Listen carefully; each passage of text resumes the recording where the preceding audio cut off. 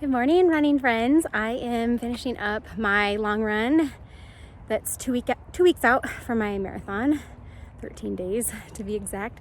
So if you watched my last vlog, I talked about how I really just wanted to get that 20 plus miler in with easy miles, just because I'd been hurt and really wanted the time on my feet. So today I knew I needed to get some marathon pace work. So I got in 7 total miles of marathon pace work, and so I'm pretty happy with that, especially on a very warm morning. It's like high of 88, pretty much lots of cloud cover till maybe about a couple miles ago. So that was good. It's definitely getting really, really warm out here now.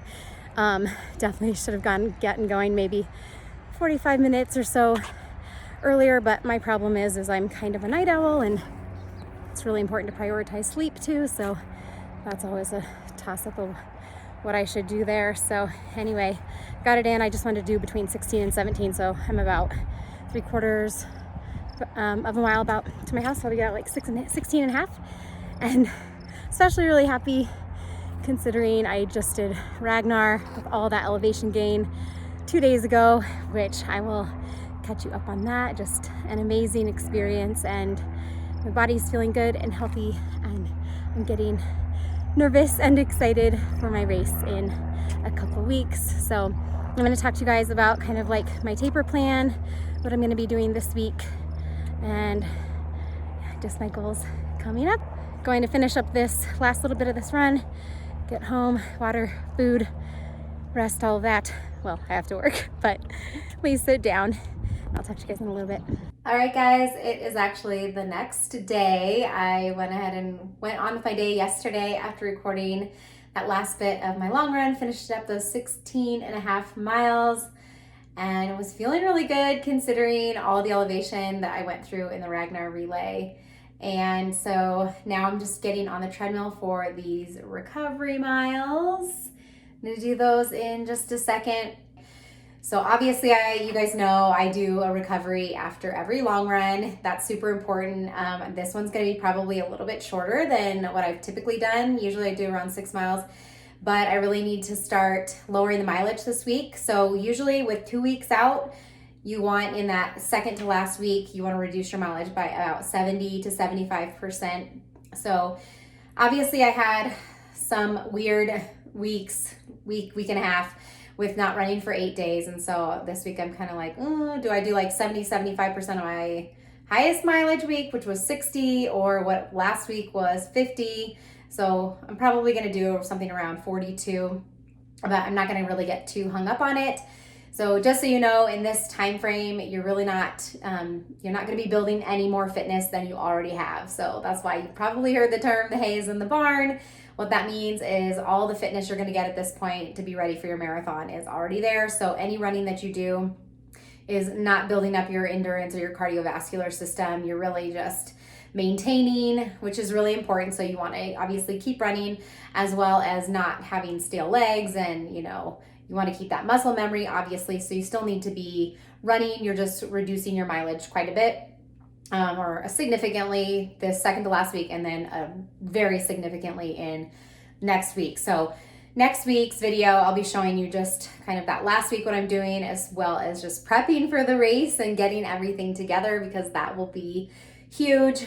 The other things that I've been doing and are going to be doing this week is prioritizing rest, especially after this Ragnar. So just to give you a little glimpse of it, I don't know if I'm going to end up doing a whole video about it or not, but I will just say, if you have an opportunity to do a Ragnar, especially a trail one in the mountains, very, very cool. The one that I did was in Snowmass, but you do 3 loops over the course of, well, essentially a 24-hour period. It just depends on how fast your team goes. But our team took just under 22 hours. In fact, we got first place for the female team, which was really, really cool. That didn't even cross our minds that could happen.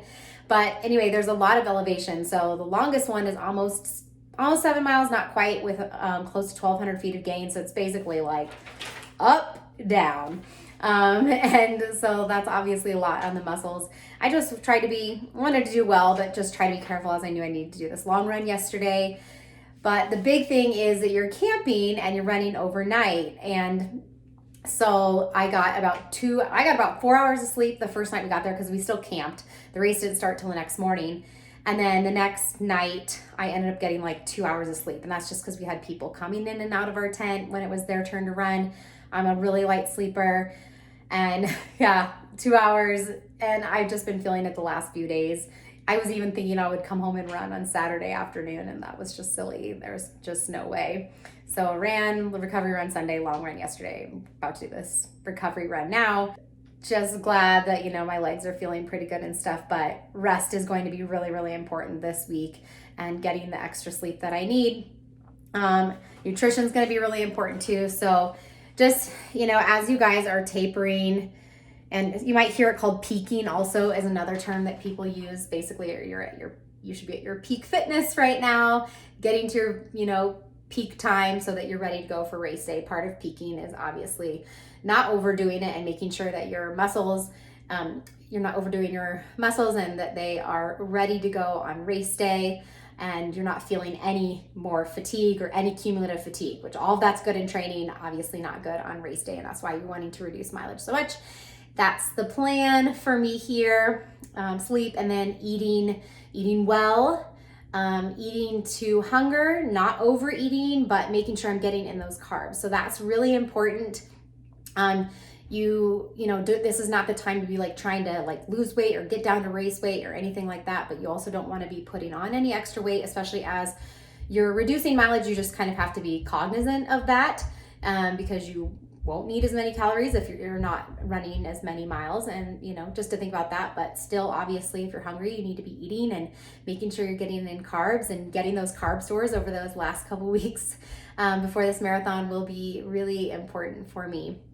So as far as the goal, I still have the goal of trying to qualify for Boston again. Eye is on that. I'm just going to do my very best. I definitely have some stress about the fact that I was injured and missed 8 days. And then that whole other week after I was starting to run was light and more of like recovery type.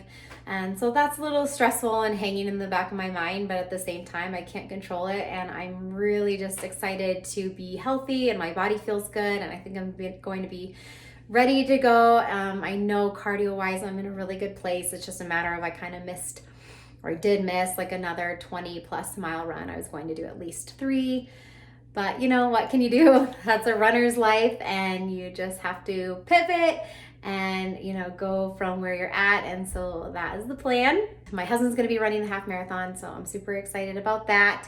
And just getting a little bit of vacation, just the two of us for the first time since before COVID.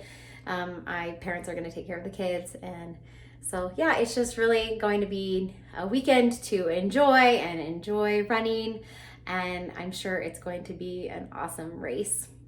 So any races that you guys have coming up, I would love to hear about them. Please subscribe to this channel if you like all things running or are interested in following my journey. I would love to have you, and I will talk to you guys in the next video.